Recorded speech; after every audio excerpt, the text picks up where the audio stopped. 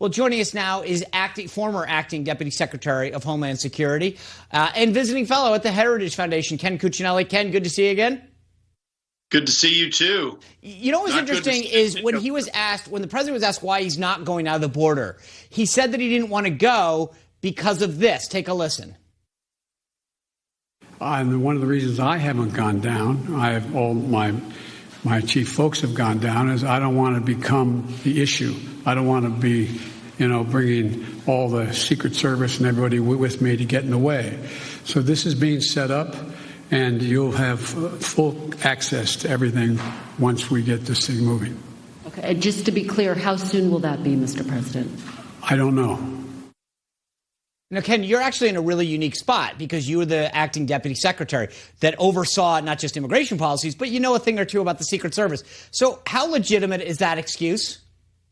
Oh, it's complete bull. It isn't even a good lame excuse. So the Secret Service is not an issue. And the Secret Service would frankly, if they would ever admit it publicly, would be offended that any protectee would suggest that they are a limitation on that protectee's ability to do their job. The Secret Service adjusts so that America can be governed in the way the people elected to govern it want to do it. So the president's just wildly off base there. That's offensive to the people protecting him and to the Secret Service. Yeah, but again, it was just a lame excuse to avoid the underlying issue. And the underlying issue is that he personally has caused the rush at the border. This truly is the Biden effect. I mean, if you look at the annual numbers after President Trump was sworn in, and you know this very well, Sean, those were record low crossings. Why? Not because the law had changed. There wasn't much that could be done immediately. It was because the people of the world believed what President Trump said during his campaign. Yeah. That he was actually going to enforce the laws. And in fact, he did the best job he could, aside from congressional folks cutting off funding and judges interfering to do that. And now we have the exact opposite. And what do we get? We get the Biden effect. Ken, one of the things that came out of the press conference yesterday was that President Biden said that his immigration policies are moral and decent, and the press trumpeted this, basically insinuating that the Trump administration's immigration policies were not moral and or decent. Is this a fair assumption? Did the pictures you saw look consistent with keeping children in the middle of a pandemic in a manner that you would characterize as moral? I don't think so. It's not that hard an intellectual leap to understand that being tough at the border, and all we're talking about is enforcing the law. That's what I mean when I say being tough, that enforcing the law to drive down illegal crossings by children and others, and thereby deterring those crossings and avoiding exactly what you saw in that video footage, is the moral position. When it's parents talking to their kids, we call it tough love, right? You got to do the discipline to get the positive results.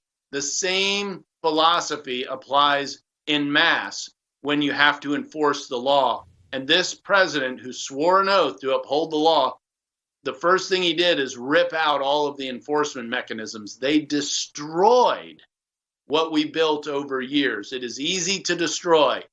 It is hard to build. True. The president has put Vice President Harris in charge of this immigration policy at the southern border. I want to play you something that she said 2 years ago. Take a listen.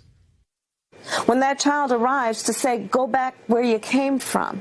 It is inhumane, it is irresponsible, and it is contrary to who we are and our nature and who we say we are.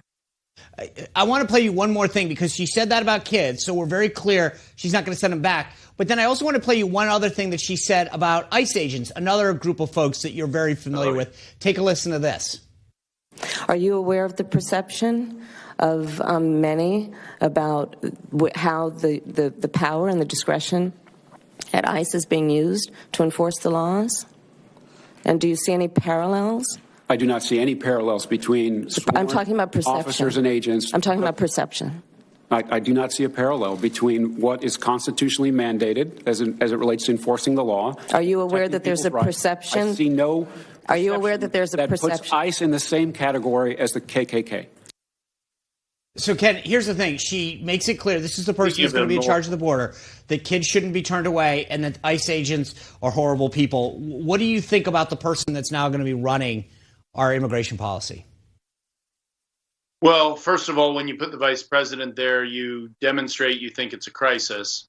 That doesn't mean she'll do a good job, but it does speak to another admission on that front. And her attitude toward all of this is irredeemable. I mean, it's appalling. So you send this person down who thinks that half the people that she'll be working with, ICE and CBP, are the equivalent of KKK members. It goes beyond offensive. It's as I said, it's irredeemable, just absolutely pathetic. Well, thank you so much for joining us this evening, Ken. We really appreciate your My pleasure. insight. Good to be with you both. Thank you.